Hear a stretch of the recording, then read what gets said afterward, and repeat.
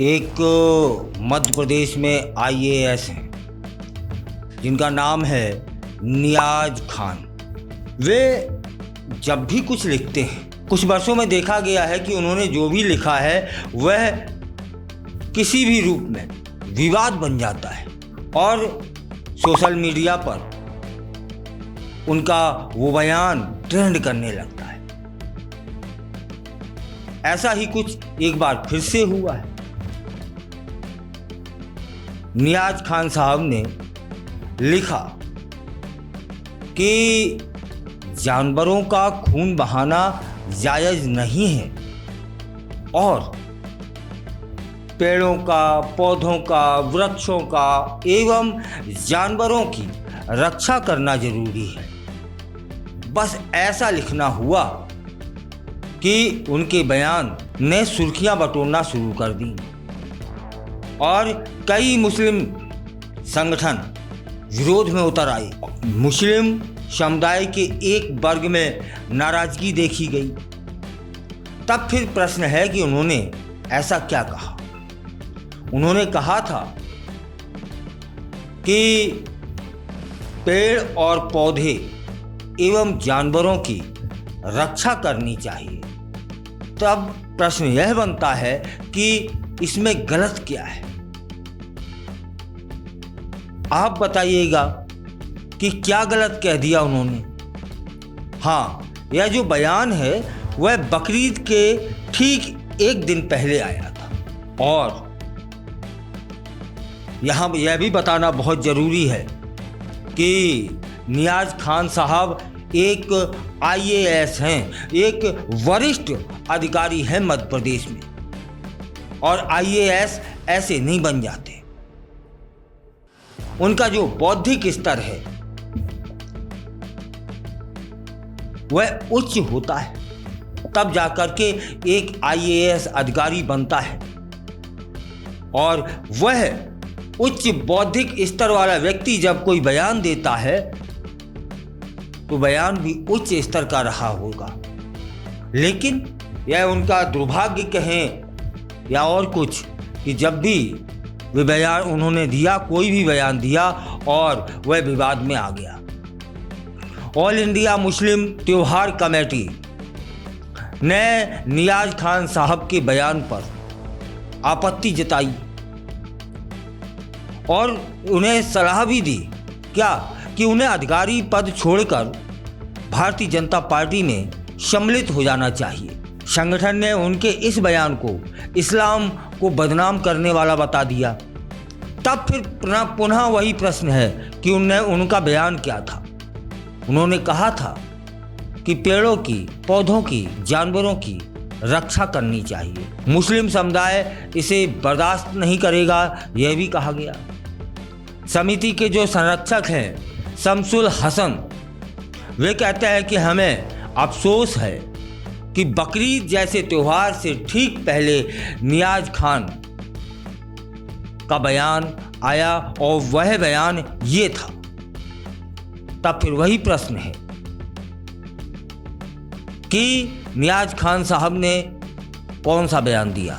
उन्होंने बयान दिया था कि पौधों की, पेड़ों की और जानवरों की रक्षा करनी चाहिए। यह भी कहा गया कि इस्लाम को बदनाम करने वाला यह बयान है। तब फिर प्रश्न है कि इसमें कहाँ और कैसे इस्लाम बदनाम हो रहा है। मुस्लिम समुदाय इसे बर्दाश्त नहीं करेगा। हाँ, यदि ये गलत बयान है तो मुस्लिम समुदाय क्या, किसी भी समुदाय के खिलाफ में कोई बयान आता है तो उसे बर्दाश्त भी नहीं किया जाना चाहिए। लेकिन गलत बयान क्या है यह तो बताइए।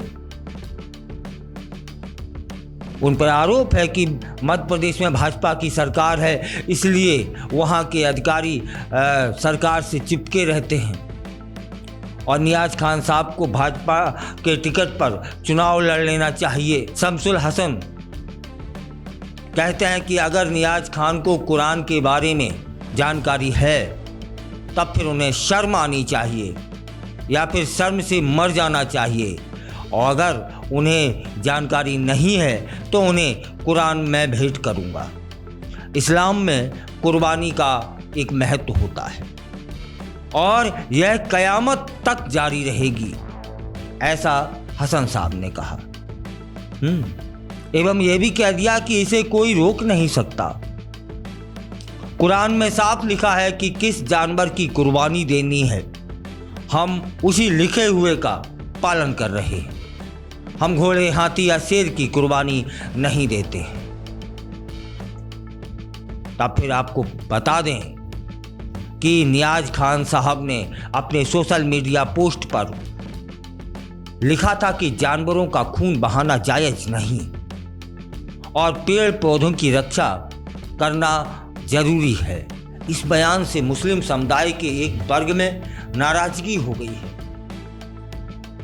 यहाँ यह भी बताना बहुत जरूरी है कि नियाज खान साहब के बयान पर यह पहली बार देखने को नहीं मिल रहा है, बल्कि अधिकतर जब वे लिखते हैं तो इस तरह का बवाल मच जाता है। तब फिर प्रश्न यह बनता है कि नियाज खान साहब ऐसा क्या लिखते हैं। उनका लिखा हुआ पढ़ा तो मुझे लगा कि इसमें गलत कहाँ है। उनके सोशल मीडिया पर जाइएगा और देखिएगा कि उन्होंने क्या गलत लिखा है। सिर्फ इसी बयान पे नहीं, पिछले और भी बयानों पर वे प्रेम की बात करते हैं, वे सौहार्द की बात करते हैं। कहाँ गलत हो जाते हैं। फिलहाल यह उनका बयान मध्य प्रदेश से लेकर के पूरे भारत में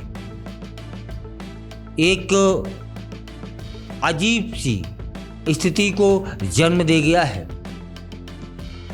कुछ मुस्लिम संगठन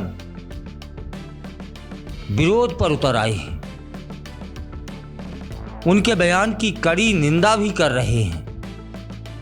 तब फिर मेरा आप सभी से एक निवेदन है कि उनका बयान मैंने बताया आपको, आप बताइएगा कि यह बयान क्या निंदा के लायक है। क्या एक IAS अफसर ने ऐसा बयान दिया है जिसकी निंदा की जानी चाहिए। वे कहते हैं कि पेड़ों का संरक्षण करो, पौधों को बचाओ, जानवरों को भी बचाओ। अब इस बयान की निंदा कैसे हो सकती है? या तो निंदा करने वाले ही लोग बता सकते हैं।